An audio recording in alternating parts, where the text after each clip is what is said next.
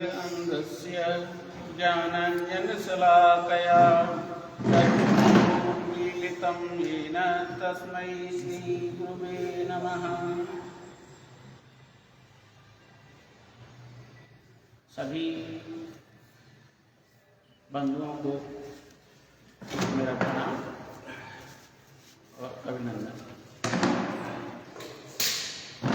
जैसा कि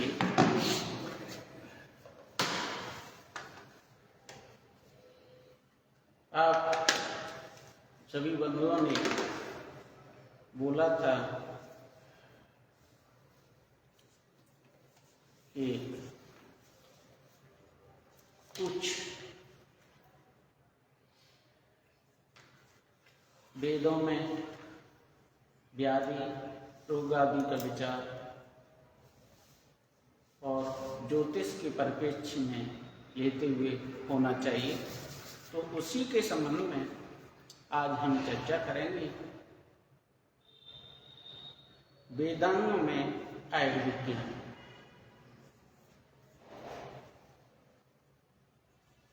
तो शरीर ही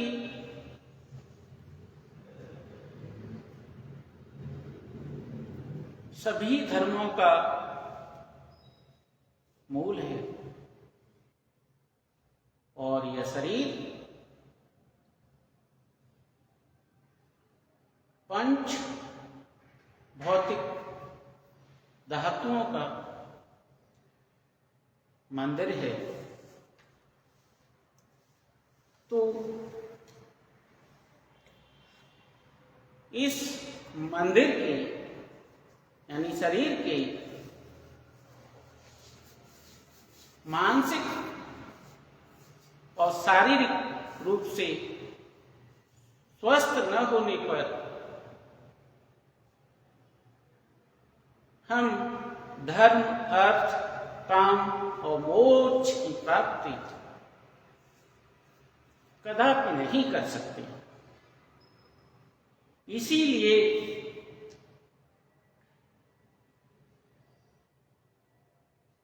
हमारे ऋषियों ने वेदों में साक्षात दर्शन कर अनेक मंत्र और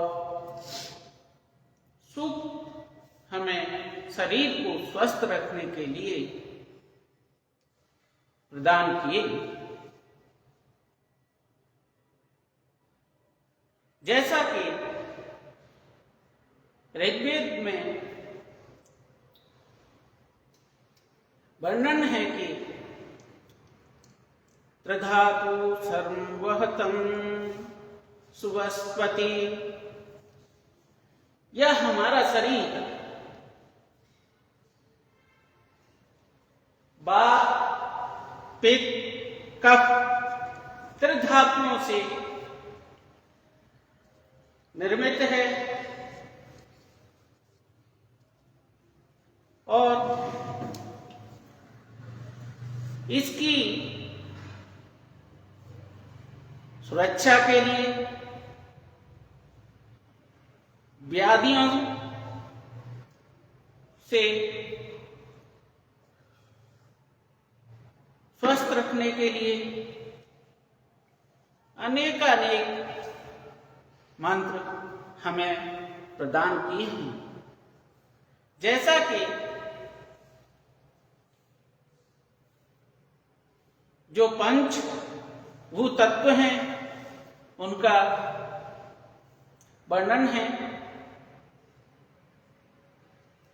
अग्नि भूमि नभः स्तोयः वायवः द्विज भौमादीनां ग्रहाणां तु तत्त्वादीनि वैकमात्। तो ये जो पंच तारा मंगल से लेके शनि पर्यंत जो ग्रह हैं वह सभी पंच भौतिक शरीर के कारक हैं। जैसे मंगल अग्नि का कारक है, उसी प्रकार बुध भूमि का कारक है और गुरु नव आकाश का कारक है, शुक्र जल का कारक है और शनि वायु का कारक है। इन्हीं से हमारा यह शरीर निर्मित है और इन पंचभूत तत्वों की अधिकता या न्यूनता के कारण विपरीत होने पर रोग उत्पन्न होते हैं। इसके लिए हमारे ऋग्वेद, यजुर्वेद, सामवेद और अथर्ववेद में अनेक सूक्त और मंत्र प्राप्त होते हैं। तो उनके आधार पर हम अपने शरीर को स्वस्थ रखने के लिए अगर प्रयास करें तो पंचभूत तत्वों का मूल्यांकन करने के लिए, और जैसा कि ऋग्वेद में बोला गया है, त्रिधातुओं का आकलन करने के उपरांत हम इस शरीर को पूर्णतः स्वस्थ रख सकते हैं। तो सर्वप्रथम हम चर्चा करते हैं कि रोग कितने प्रकार के होते हैं और क्यों होते हैं। तो सर्वप्रथम हम चर्चा करेंगे कि रोगों का कारण क्या है। तो जन्मांतरकृत पापम व्याधि रूपेण बाधते तत्शांति औषधि दानै जप होमादिभिः। तो उसकी अगर इनका हमारे ऊपर प्रकोप होता है त्रिधातुओं में अधिकता या न्यूनता, तो उसका आकलन करने के उपरांत हमें उसका निवारण करना चाहिए। और ऋषियों ने बोल दिया है कि यह हमारे जन्मांतर जो जन्म में जो हमारे द्वारा पाप किए जाते हैं उनके कारण ये व्याधियां उत्पन्न होती हैं। तो इन व्याधियों को हम किस प्रकार निवारण कर सकते हैं, उन्होंने उसका भी निर्देश हमको प्रदान किया है।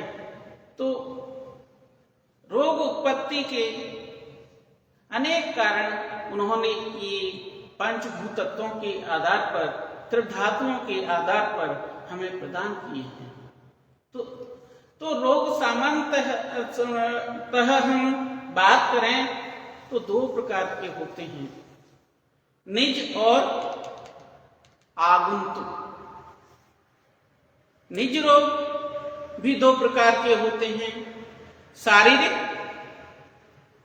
जो शरीर संबंधी व्याधि हैं जो त्रिधातुओं से वात पित्त कफ के द्वारा उत्पन्न होती हैं, वह शारीरिक रोग होते हैं। अगर हम ज्योतिष के परिप्रेक्ष्य से उसका मूल्यांकन करें कि हम कुंडली के द्वारा या जन्मांक के द्वारा या फिर जातक के द्वारा हम कैसे उसका मूल्यांकन कर सकते हैं कि कौन सा रोग शारीरिक है और कब हो सकता है। तो इसके लिए हमारे ऋषियों ने हमें निर्देश दिया है कि इसका विचार हमें अष्टम भाव से, अष्टमेश से और अष्टम भाव पर जिन ग्रहों की दृष्टि हो उनसे, तथा अष्टम भाव में शोभायमान ग्रहों से हमें शारीरिक रोगों का विचार करना चाहिए। जब वही शुभ या शुभ दशा, महादशा, अंतरदशा, प्रत्यंतर दिशा में आपको उस समय कुंडली में जो ग्रह स्पष्ट रूप से अष्टमेश या अष्टमा भाव में स्थित ग्रह या अष्टम भाव के ऊपर जिन ग्रहों की दृष्टि है, उन ग्रहों का 2 या 3 प्रकार से मूल्यांकन करने के उपरांत हमें निर्देश देना चाहिए कि उस समय यह रोग शारीरिक हो सकता है और उसका आकलन पूर्णतः सत्य होता है। ऐसे ही निज रोग एक शारीरिक है तो दूसरा है मानसिक। यह मानसिक रोग हमारी क्रोध, लोभ, मोह, तृष्णा इत्यादि के कारण मानसिक रोग उत्पन्न होता है। तो हम विचार करेंगे, वेदों में तो पहले ही निर्णित कर दिया है, चंद्रमा मनसो जातः, चंद्रमा ही मन का कारक है और यह व्याधि क्रोध, लोभ, मोह सब इसी के कारण उत्पन्न होती है। तो इसका विचार हम कैसे कर सकते हैं ज्योतिष के द्वारा कि यह मानसिक रोग है और कब कैसे हमें या किसी भी मानव को प्रभावित कर सकता है।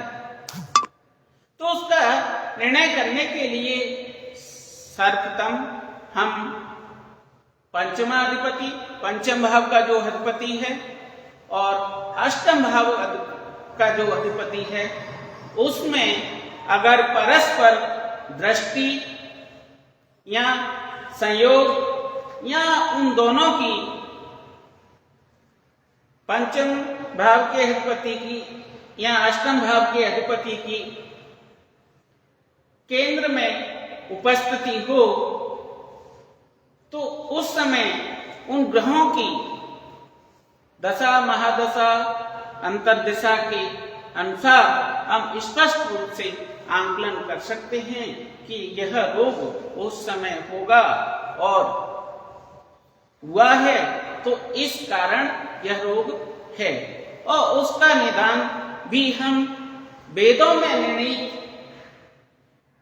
वेदों में प्रदत्त अमूल्य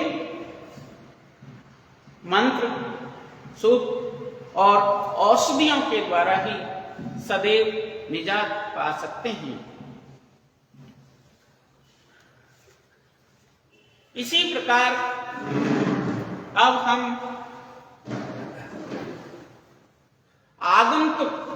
आगंतुक रोग भी 2 प्रकार के हैं। वह रोग जो एक तो होते हैं दृष्टि निमित्त जात, किसी दृष्टि के प्रभाव से, हो सकता है गुरु की दृष्टि हो सकता है ऋषि मुनियों की दृष्टि हो सकता है पितरों की दृष्टि हो, उसके दृष्टि के प्रभाव से हमें दृष्टि निमित्त रोग उत्पन्न होते हैं और यह शरीर को प्रभावित करते हैं। कई बार हम देखते हैं कि अनेक रोग हो जाते हैं, हम बार बार उन रोगों के लिए चिकित्सालय से चिकित्सालय, संपूर्ण देश का जहां भी हमें कोई भी निर्देश देता है कि वहां पर जाइए, जाते हैं, लेकिन कोई किसी भी प्रकार की औषधि दवा लेने पर कोई भी हमें निरोग नहीं कर पाती है। तो उसका कारण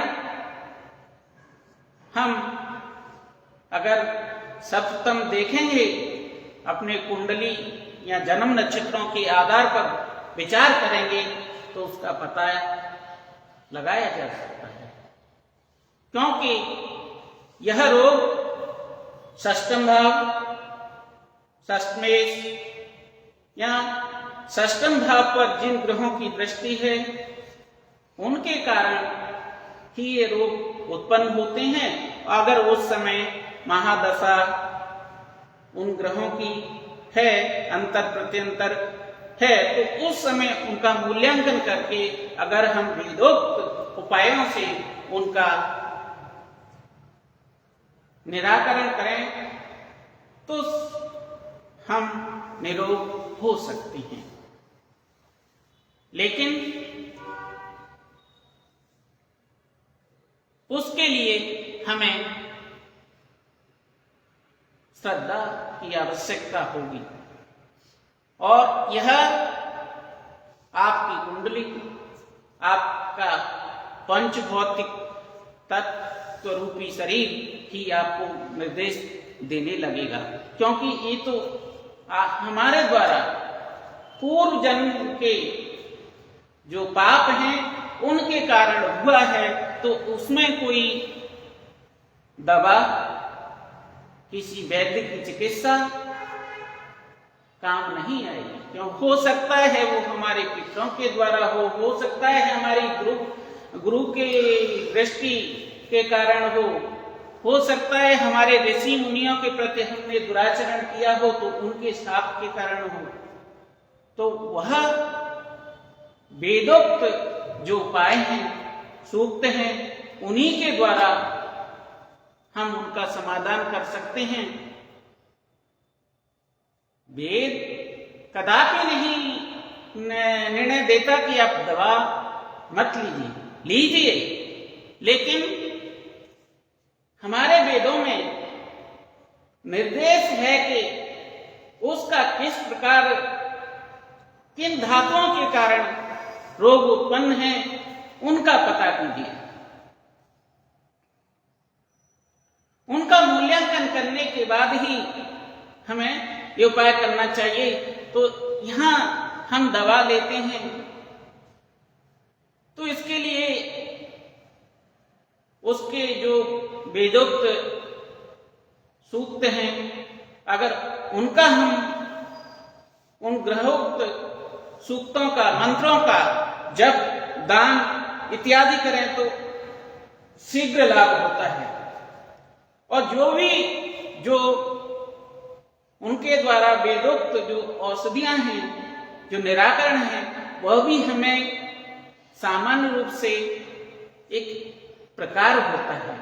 जब हम अपनी शरीर शुद्धि करते हैं और हम कोई भी वैदिक आचरण करते हैं तो उस सर्वप्रथम हम आचमन करते हैं 3 बार। तो उसका उद्देश्य होता है कायिक, वाचिक और मानसिक शुद्धि। और वह शुद्धि भी इतनी नहीं की जाती है कि हम जितना चाहें उतना आचमन जल ले लें। वह उतना की जाती है जो हमारी कुंडली में है, जो मुख से होकर कुंडली तक बस कंठ शुद्धि हो जाए और पहुंच जाए। उसी प्रकार हम आचमन करने के उपरांत जो भी हम औषधि ग्रहण करेंगे तो उसका लाभ हमें प्राप्त होगा, क्योंकि वह बीमारी ही कुछ हमारी कर्मों के द्वारा ही निर्णीत है। और जो आचमन हम करेंगे वह हमारे लिए अमृत तुल्य होगा। तो उस आचमन करने के उपरांत, और यहाँ एक सामान्य सी चीज मैं निवेदन करना चाहूंगा आप सभी बंधुओं से कि आप भी इसे अपने जीवन में प्रयोग करके देखें और करवाएं, तो देखेंगे कि बहुत ही अच्छा लाभ मिलता है। हम जो भी औषधि ग्रहण कर रहे हैं, उस औषधि का हम कोई भी कार्य, शुभ कार्य करते हैं तो उसके लिए संकल्प करते हैं। वहां वेदों में निर्देश है संकल्प का, तो उसका भी हम देखिए, कोई भी औषधि हम लेते हैं तो ज्यादातर जल के द्वारा लेते हैं। और हमारे वेदों में, अथर्ववेद में जल चिकित्सा बहुत महत्वपूर्ण बताई गई है। और जल चिकित्सा के द्वारा ही आप देखिए, जो भी ड्रिप वगैरह चढ़ाई जाती हैं, इंजेक्शन वगैरह लगाए जाते हैं, उसमें जल चिकित्सा ही है। हम मानते हैं कि एसेंस होता है उसमें, लेकिन अगर हम उसे हमारे वेदोक्त आयुर्वेद के हिसाब से देखें, चरक संहिता के हिसाब से देखें, सूत्र संहिता के आधार से देखें, तो हम पता करेंगे कि उनमें भी जो भी हम कोई भी दवा ले रहे हैं, उसमें भी किसी न किसी वृक्ष या फल का रस ही होता है। केवल और केवल उनमें जो एसेंस मिलाए जाते हैं वो खराब नहीं होने के लिए ही मिलाए जाते हैं, लेकिन हमारे जो रस होते हैं, उन रसों के आधार पर, ग्रहोक्त रसों के आधार पर वह दवा बनाई जाती है। चाहे वो कटु, लवण, तिक्त, जैसा भी रोग है हमारा, उसी ग्रह के अनुसार उसका प्रयोग किया जाता है।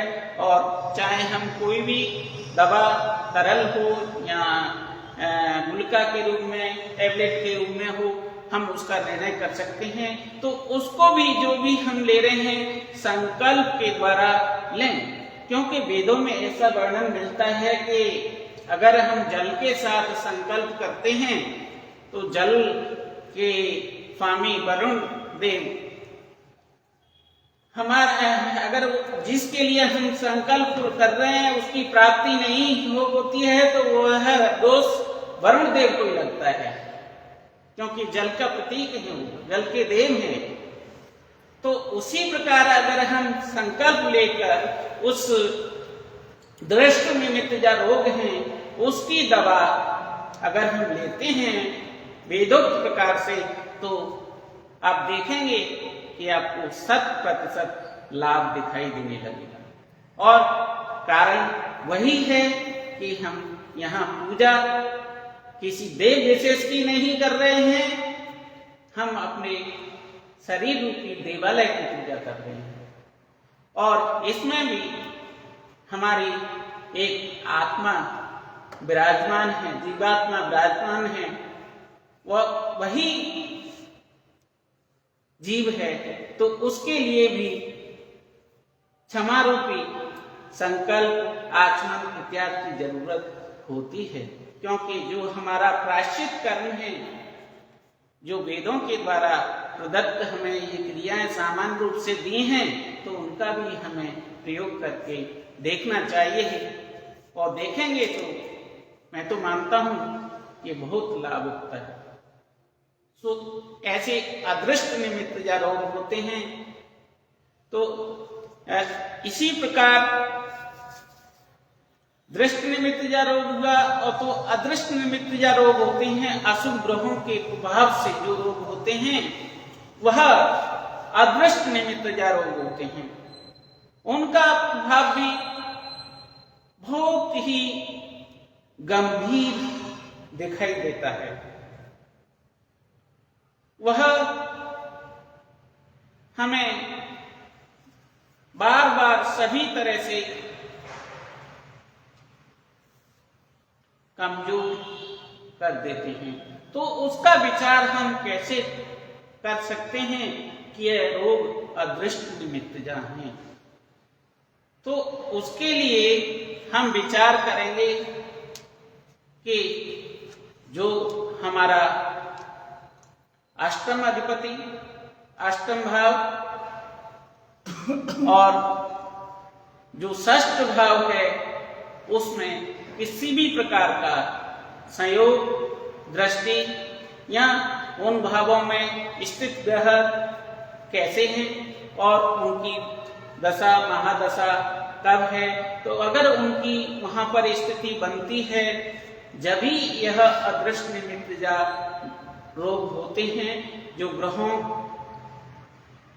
के द्वारा प्रदत्त व्याधियां देते हैं। तो उसमें भी हमें उसी प्रकार जो वेदोक्त आचरण हमें बताया गया है उनका प्रयोग करना चाहिए, चाहे वो सूक्त हो, अग्नि सूक्त हो या जल सूक्त हो, क्योंकि ये पंच भौतिक शरीर हमारा इन्हीं से बना है। तो अग्नि सूक्त का पारायण कर और जल सूक्त का पारायण कर, अन्न सूक्त का पारायण कर और अनेक सूक्त जो हमारे अथर्ववेद में दिए हैं, पिप्पली सूक्त जो अनेक वात पित्त कारक, अनेक हृदय कारक, अनेक रोगों को जो पिप्पली सूक्त है उसका आयुर्वेदिक रूप से उपयोग करने पर तथा उसका पारायण भी करने पर अनेक व्याधियों का समापन हो जाता है। तो यह ये 4 प्रकार के रोग उत्पन्न होते हैं। तो इनका मुख्य उद्देश्य है कि इन रोगों का सर्वप्रथम हम विचार करें। विचार करने के उपरांत जो वात पित्त कफ के द्वारा जो रोग हैं, जैसे हम सूर्य की बात करें तो यह हम सूर्य किसका वात और पित्त का कारक है। वात और पित्त संबंधित जो रोग होते हैं उस समय सूर्य के प्रभाव को देखकर, सूर्य की महादशा अंतर्दशा प्रत्यंतर दशा को देखकर हम सटीक निर्णय कर सकते हैं कि उस समय या जो हुआ है रोग हमको कि इसके कारण हो सकता है, और उसी से संबंधित हम औषधि दान जप इत्यादि करें तो लाभ अवश्य होगा। इसके लिए हमारे ऋग्वेद में, यजुर्वेद में, अथर्ववेद में अनेक रोगों का वर्णन है और उनकी लिए मंत्र और औषधियों का भी वर्णन पाया जाता है। बस निर्णय यह है कि हम उनका लाभ लें या न लें, यह हमारे ऊपर निर्णय है। तो इनके लिए उसके अगर चंद्र की बात करें तो चंद्र हमें जल का कारक है और हमें वात रोग के लिए और कफ रोग का कारक होता है। वात और कफ का कारक होता है, हमें वात भी देता है और कफ से संबंधित रोग भी उत्पन्न देता है। वही मंगल पित्त और वात का कारक है। उसी प्रकार जो बुध है वात पित्त कफ प्रधातुओं का कारक है।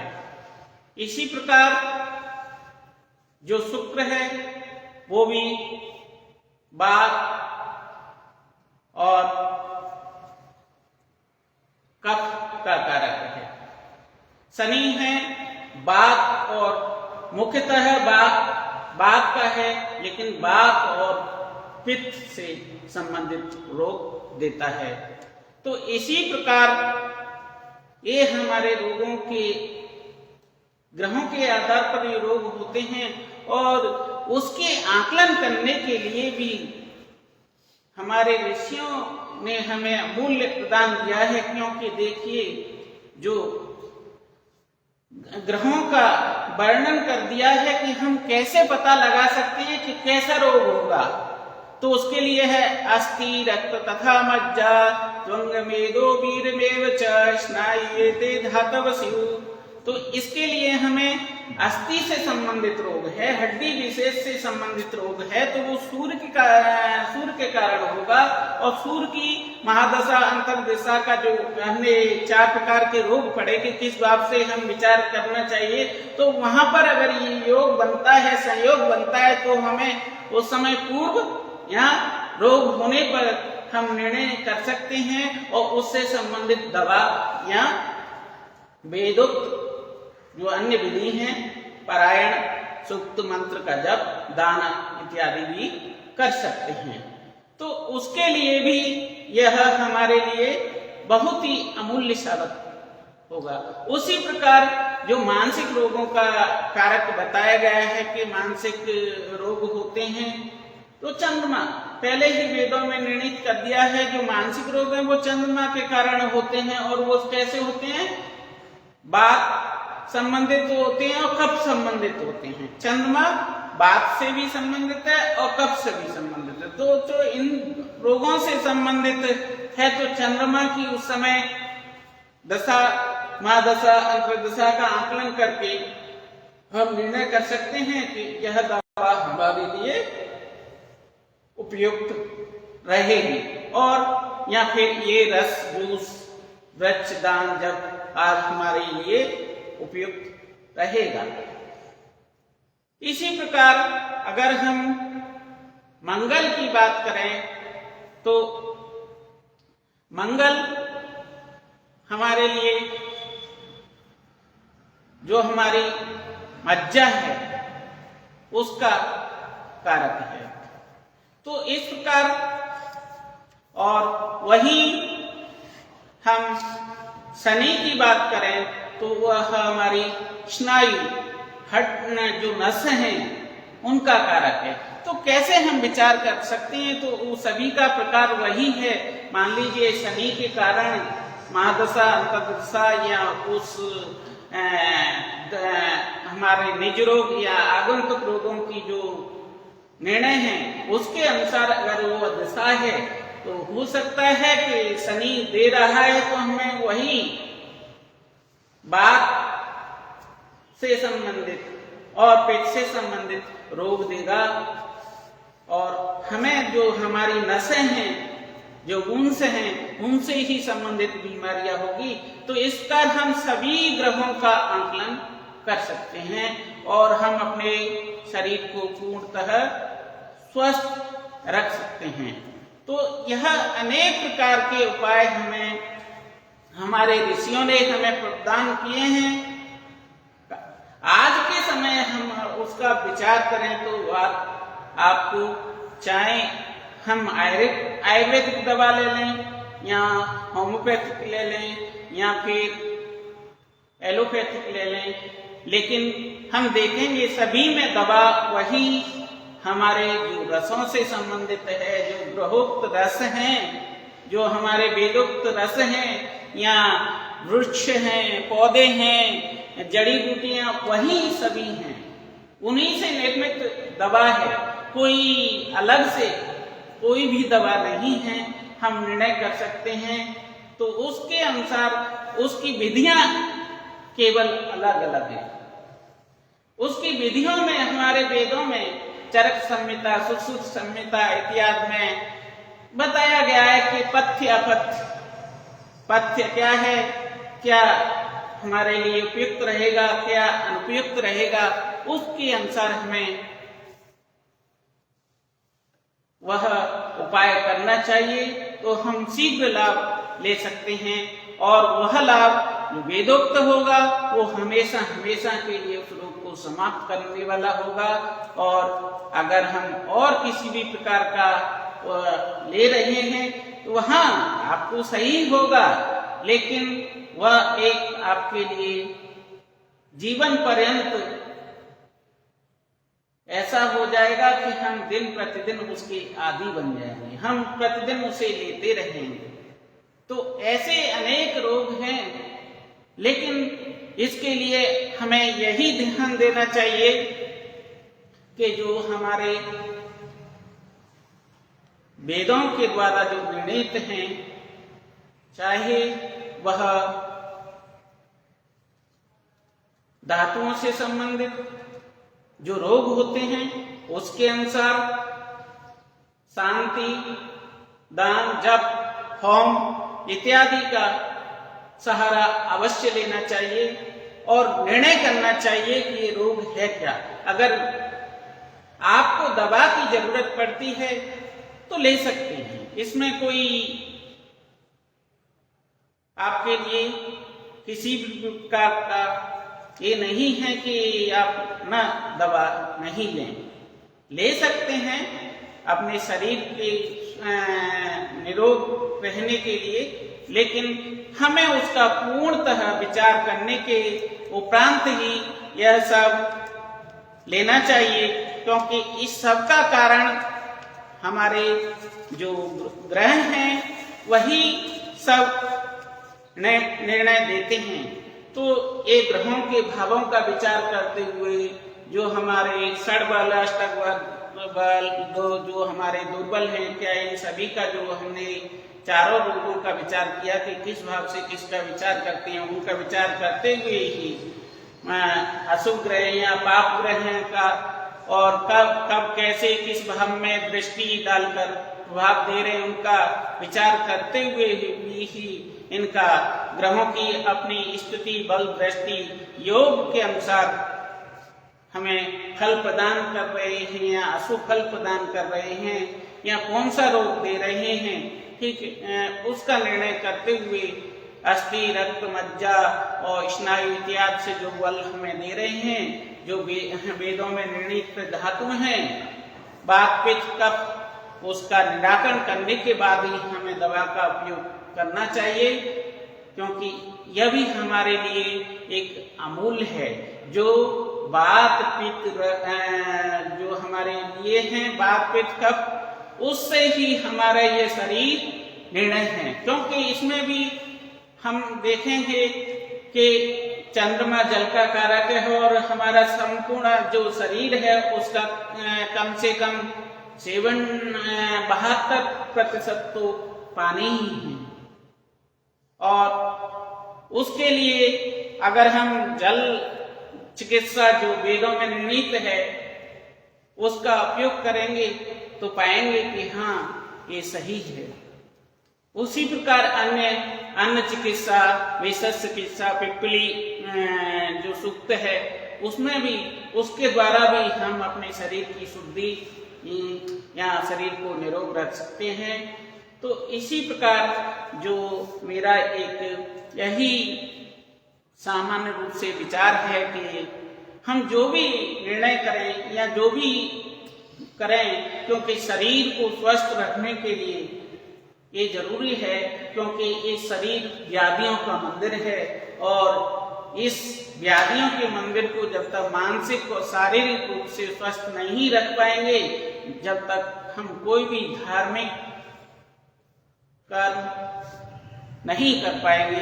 तो इसकी शुद्धि के लिए भी हमारे जो ऋषियों ने प्रदत्त ज्ञान हमें दिया है, तो उसका क्यों न हम लाभ लें। धन्यवाद।